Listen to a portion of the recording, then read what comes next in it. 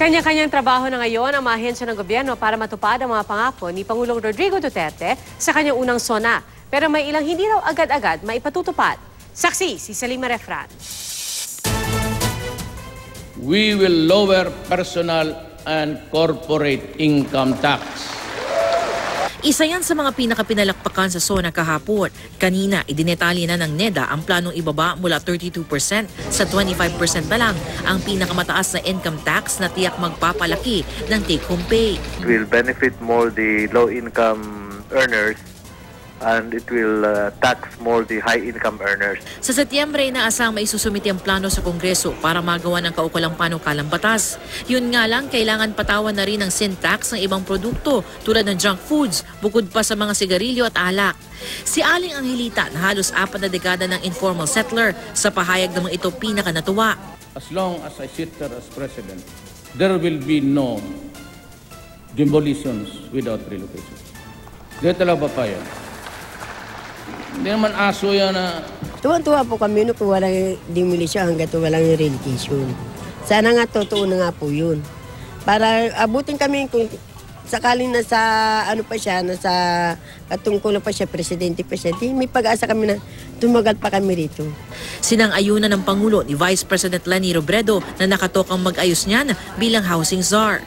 Pag nag-demolish ka na wala pang relokasyon, hindi mo naman tinutulungan ma-resolve yung problema pagdating sa housing, dinadagdagan mo lang ito. 4-piece beneficiary rin si Angelita, kaya makikinabang siya sa pangakong ito. I have decided to direct the DSWD to provide the rice subsidies to the poorest of the families, at least para makakain lang, every month. Isang sako kada family beneficiary ang pangako ni Duterte noong kampanya. Inaayos na yan ang Social Welfare Department pero hindi raw ganyang kadami ang maibibigay. I think na-realize niya ni President Duterte, so ang instruction sa amin, compute it sa 10 kilos per household per month. Inaasikaso na rin daw ang problema ng mga tren na pirming laman ng mga banat ni Duterte sa nakaraang administrasyon noong kampanya. Passenger capacity congestion shall be addressed by increasing the number of running trains. Sa MRT halimbawa, mula sa 16 na tren na may halos 50 bagon at bilis sa 40 km per hour, magiging 20 tren na may 60 bagon at bilis sa 50 km per hour sa first 100 days ng Pangulo. Sa ika-6 na buwan, bibilis ang takbo sa 60 km per hour at matapos ang isang taon, magiging 80 na ang mga bagon ng MRT. They're being very prissy with the maintenance now kasi hindi na nga bata yung mga train natin, so kailangan talaga maintenance dun sa mga umaandar.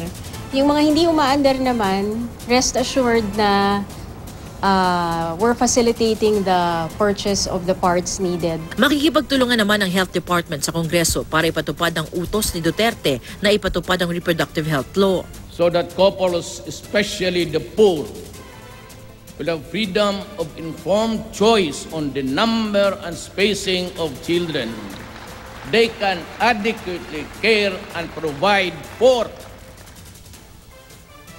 Yan ay para amyendahan ang mga probisyon ng batas na idineklarang unconstitutional ng Korte Suprema. Kabilang dyan ang pagpayag na humingi ang mga menor de edad ng family planning services na walang pahintulot na magulang at pag-uutos sa private hospitals kabilang ang pag-aari ng religious groups na ituro sa mga pasyente kung saan pwedeng kumuha ng reproductive health services tulad ng pagkapatali. Sa Kongreso, nagsimula na rin magtrabaho ang mga kaalyado ng Pangulo. Si Pampanga Representative Gloria Macapagal Arroyo, naghain na ng panukalang bigyan ng amnestia ang mga makakaliwa, lalo't opisyal ng gugulong sa Agosto ang peace talks. Kaalyado na ang ilang militanteng grupo ng Pangulo pero hindi naman daw sila titigil sa pagpuna ng kailangan. Sa SONA halimbawa, may Makabayan Black Congresswoman na nakulangan dahil may hindi nabanggit ang Pangulo. Yung pagtatapos nga dyan sa laganap na kontraktualisasyon. Ako si Salima Refran, ang inyong saksi.